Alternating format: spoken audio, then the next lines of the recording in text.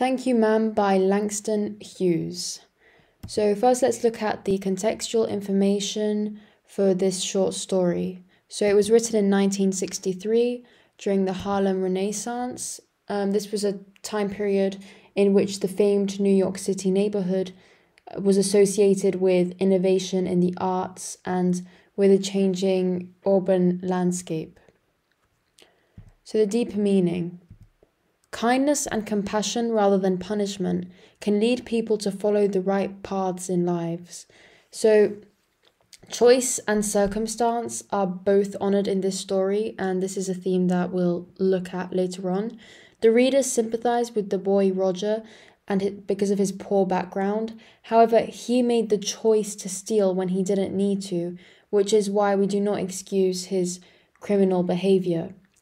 However, we see that he does change, and that is due to the fact that Mrs. Jones, instead of punishing him, she shows him kindness and compassion, and that has a greater effect on him. And this conveys the message that the writer is displaying towards us. Themes. So we have the theme of empathy, kindness, and punishment. When Roger is initially confronted by the firm and imposing Mrs. Jones, he clearly believes that he will be punished for his crime. It quickly becomes evident that punishment is not, however, what she has in mind for Roger. Instead, Mrs. Jones engages with the boy to teach him why what he did was wrong, to discover what his motivations were in attempting to rob her, and to recommend how he should act with honesty and good faith in the future. Roger's ultimate gratitude towards Mrs. Jones, reflected in the title of the story, Thank You Ma'am, suggests that her actions do indeed change Roger for the better. Hughes thus models how kindness differs from punishment, both in method and in effect, ultimately arguing for the value of compassion and shared understanding in helping set people right on the right path. And then we have the theme of community and family. The unexpected yet comforting bond between Roger and Mrs. Jones suggests that family and home are flexible concepts, things that people may define and create for themselves. Choice versus circumstance. So I mentioned this one before.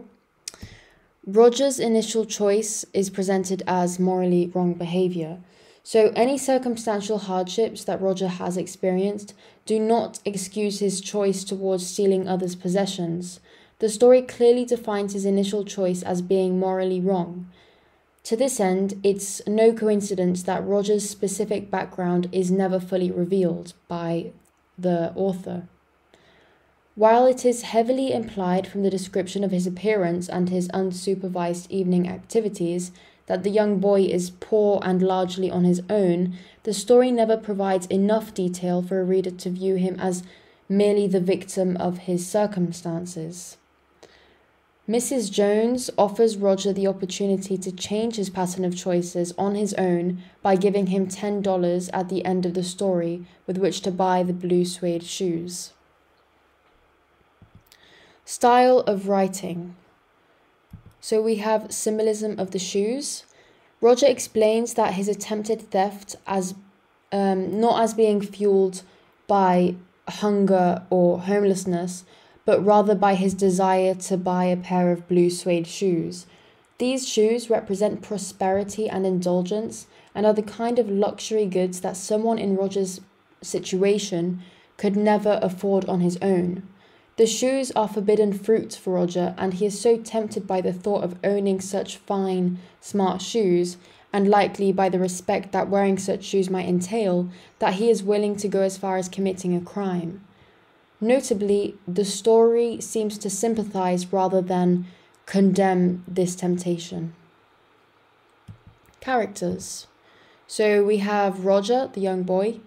At the start of the story, he refuses to take responsibilities for his actions. Instead, he struggles to escape Mrs. Jones' grasp and lies about his attempted theft.